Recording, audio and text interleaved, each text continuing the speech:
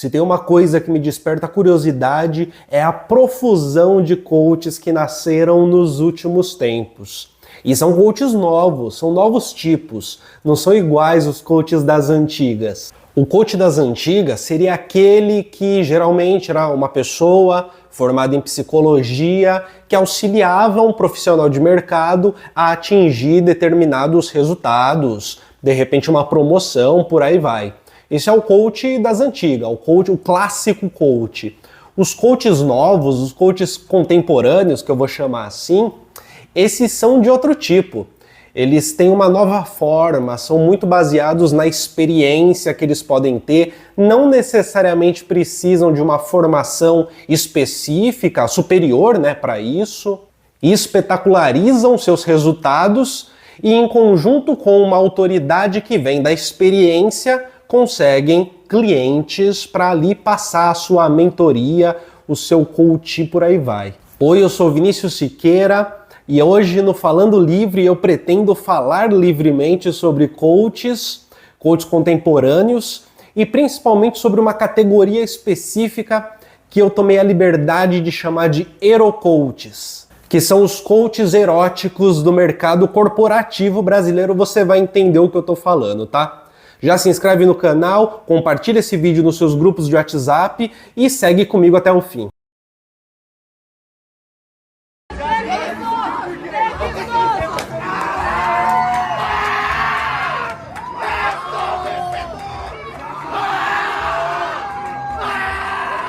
O coach contemporâneo é um desbravador de um mundo órfão de referenciais fixos baseados na tradição e na história. E se o Brasil é o país que tem um crescimento muito forte da linha protestante do cristianismo, das igrejas evangélicas, principalmente as neopentecostais, ao mesmo tempo esse crescimento muitas vezes é ligado ao testemunho, ao milagre do dia a dia da vida cotidiana. E aqui a gente tem uma mistura que é muito interessante, que é, se ao mesmo tempo convive um desencantamento do mundo, junto com ele você tem um encantamento do mundo. Na Ética Protestante, o Espírito do Capitalismo, Max Weber fala sobre um processo, né, de desencantamento que geraria, por sua vez, que gera, por sua vez, um aumento, uma predominância de uma chave de leitura da realidade feita através da racionalidade. E isso faria com que superstições ou que o olhar mágico aos poucos desaparecesse. E não só desaparecesse, como ficasse até mesmo estigmatizado na nossa vida. Por sua vez, a falta de referenciais fixos para a vida, vai dizer o Zygmunt Bauman na Modernidade Líquida, faz com que a gente busque não necessariamente um referencial fixo como a nacionalidade, a etnia, a cultura, mas, por sua vez, certos referenciais que são substituíveis e que são muito baseados na experiência. E não são pregados em nada transcendental, por exemplo. O empresário que tem uma experiência de vida, uma influencer que tem uma experiência de cuidados com o corpo, ou um coach que tem uma experiência profissional ou de ganhar dinheiro. Você ensina o segredo da vida como estado de pico versus um estado ruim, sendo rico em energia versus sendo pobre em energia, que um relacionamento. Você pode amar alguém, mas se a sua energia não estiver legal, ela não aparecerá. E se você trocasse essas palavras, trocasse o estado de pico pelo estado de beleza? Eu disse, isso funciona, um estado de energia alta, um estado bonito. Qualquer estado de energia alta seria como amor, alegria, gratidão, motivação, coragem, fé, alegria ou diversão. Qualquer uma dessas coisas é um estado bonito. Ele falou, sim, concordo, e eu continuei. E os estados de sofrimento seriam estados de energia baixa. Então isso seria frustração, tristeza, raiva, ressentimento, solidão, tédio, o que for. Esses seriam substitutos daquilo que anteriormente as religiões dariam conta de intermediar e de servir como guia, né? Como aquela mão que é estendida para te guiar pelos caminhos da vida. Mas esse desencantamento, evidentemente, não é completo, né? E no Brasil a gente vive o nosso cotidiano, a gente percebe que em conjunto com um certo desencantamento, há um encantamento muito grande. Uma vida que é fora da magia, mas dentro da magia muito forte. E eu tenho a impressão de que o Pablo Marçal é o melhor exemplo, mais bem lapidado desse tipo de coach que consegue trilhar um caminho no cultismo moderno em que, ao mesmo tempo, se trabalha com um desencantamento baseado numa experiência de vida, e essa experiência de vida, de sucesso no trabalho, que vai fazer parte ali das palestras, mas em conjunto com isso, um misticismo supostamente religioso, pseudocientífico, que também carrega as suas palestras motivacionais e faz com que ele seja uma figura, muitas vezes, colocada como uma referência, uma autoridade. Como se há 2 anos Vai, pode falar. Há 2 anos e meio atrás, eu fiz o F10K e eu tive uma virada de chave na minha vida, né? Através do Pablo Marçal. E hoje, com você aqui, eu tive outra virada de chave. Eu queria ser grata, só falar da gratidão que eu tenho com você. Que eu também tô puxando um carrinho. Pablo, Pode falar aí. eu tô fazendo compra desde meia-noite lá no Brás. Tô indo pra lá agora. E eu comecei na família F10K, já faturo R$500 mil por mês. Bati meu milhão. Depois da Você F10K. bateu seu milhão? Sobe aí, minha filha. Sobe aí. Mas junto do Pablo Marçal também há os coaches quânticos que utilizariam de uma física quântica para tentar gerar ali uma vida mais bem proveitosa para os seus clientes, né? Uma maneira mais proveitosa de entender e aproveitar a vida a partir da física quântica. Por que Jesus andou em cima? Como é que Jesus fez para andar em cima d'água? Simples. Quanticamente falando, muito simples, muito óbvio até. A matéria obedece quem? O observador. As propriedades e posições da matéria obedecem ao observador. Aí chega um cara que diz, cara, eu consigo observar essa água sólida. O que a água faz? Obedecendo a física quântica. Se torna, é de partícula, é de elétron, ela se torna sólida. E eu vou observando, eu vou caminhando sobre a água sólida, porque eu a observo sólida. Mas por que esse cara consegue fazer isso? Não é porque a fé, porque com uma fé pequena, fé é física quântica. Fé é ver o que não existe como se já existisse. Isso é física quântica, é ver o que não existe com uma segurança tal como se já existisse. E esse homem que andou sobre as águas, ele olhava para a água, olhava o que existia como se não fosse aquilo que ele estava observando. E andava. Mas por que ele consegue? Por que diz lá com uma fé pequenininha, do tamanho de um grão de mostarda, você disse para essa montanha, atira-te ao mar e assim ela fará? Porque você com uma fé pequena faz isso. E qual é o grande segredo? É em nada duvidares.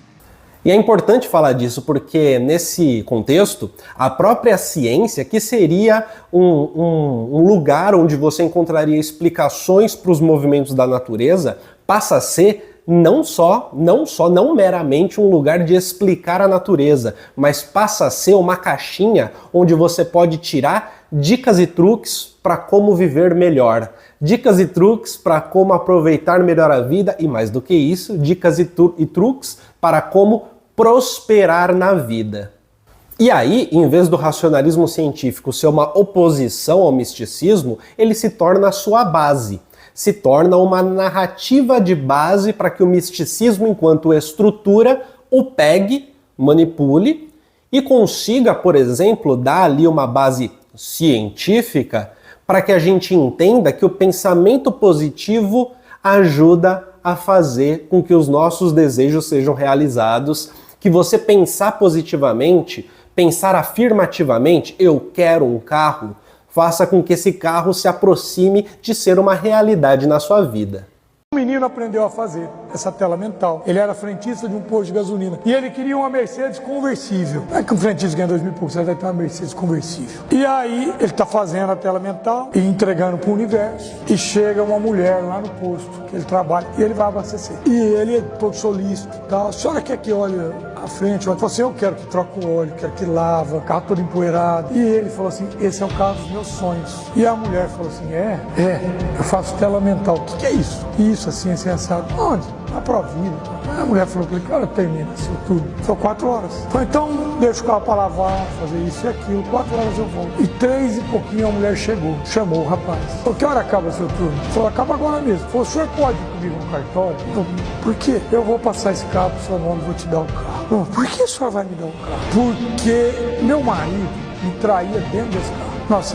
Os neurocoaches, por exemplo, os que usam da neurociência, ou aqueles que usam da PNL, por exemplo, todos eles realizam certo tipo de apropriação de temas supostamente científicos, de palavras da ciência, para validar uma ou outra mandinga no sucesso profissional. E perceba que eu já estou falando desse conjunto que não são os coaches das antigas, que são os coaches contemporâneos. Só que agora surge um outro conjunto dentro desse conjunto, que são os erocoaches. Eu chamo de erocoaches, me diga se você acha um bom nome, dê sua sugestão também. Eles são os coaches eróticos.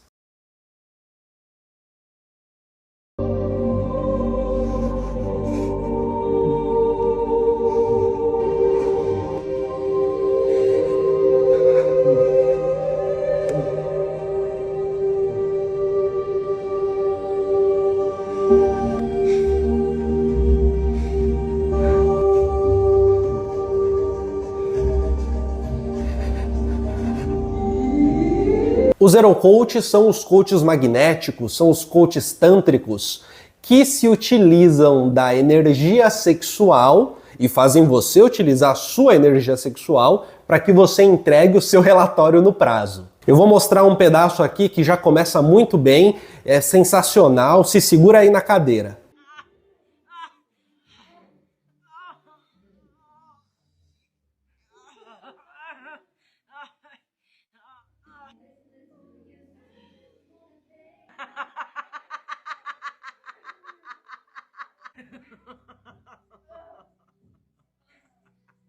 Mas ó, não para por aí, hein? Tem outras posições, outras maneiras.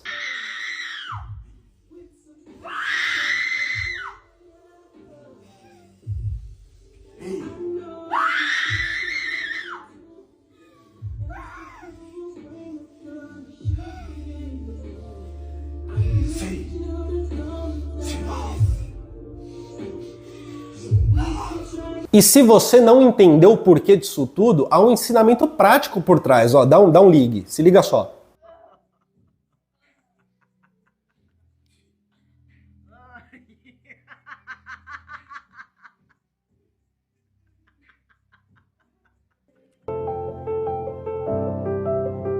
Kanban e Scrum são metodologias de trabalho. Elas ajudam no dia a dia de corporações que precisam fazer um trabalho no modelo just-in-time ou então que tem tarefas, atividades que precisam passar por várias mãos de uma maneira organizada. Tipo assim, são metodologias de trabalho, tem o seu lugar, né? Mas perceba, é o trabalho que passa por várias mãos e não os funcionários que passam pelas mãos do coach. A suposta energia sexual que dá base para o trabalho do erocoach é por si só esse elemento científico e místico que fundamenta a própria eficiência deste trabalho. As corporações são o alvo principal, porque no fim das contas, a cadeia de comando dentro de uma corporação é uma ditadura, assim, se a gente for colocar em termos, né, sei lá, fazer uma analogia a Estado-nação, o tipo de regime, de governo que existe numa empresa é uma ditadura arbitrária empresarial, ali bem específica, bem arbitrária, onde você tem um dono que manda.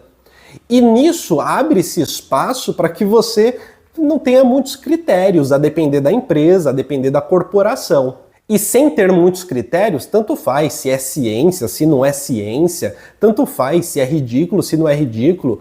Se tem dinheiro, você paga, a pessoa presta o serviço e vai lá dar uma sessão de erocultismo para os seus funcionários para que eles entreguem um relatório no prazo. Porque o mais importante, a depender da corporação, é prezar por uma certa motivação, né? Um quê motivacional do cotidiano. Então, assim, mais importante saber se funciona ou não, esse funcionar não tem a ver com os princípios teóricos, científicos, mas tem a ver com o meu funcionário entregou o relatório no prazo? E perceba essa ligação, né? Esse desencantamento encantado, ou esse encantamento desencantado, onde você tem uma necessidade prática cotidiana, fazer o seu trabalho, mas revestido por uma necessidade transcendental de estar motivado para a sua própria realização do próprio trabalho. Ou seja, você tem toda uma filosofia de difícil entendimento prático, digamos assim, que fundamenta uma ação de cotidiano que é administrativa, que é de gestão, uma ação de cotidiano que tem a ver com o dia a dia de trabalho, que tem a ver com a pessoa do almoxarifado que consegue anotar ali na tabelinha dela o que sai, o que entra, a pessoa do financeiro que consegue entregar um relatório no fim do mês sobre saídas ou não, sobre despesas e por aí vai, sabe? A pessoa do departamento de vendas que consegue entregar um relatório de receita no fim do mês, esse tipo de coisa. É claro que há um quê, né, de certa forma, meio misógino nesse entendimento aí da energia sexual, e geralmente os alvos são mulheres, mas eu mostrei também vídeo que são rapazes, né, que muitas vezes aparecem ali, algumas vezes aparecem ali.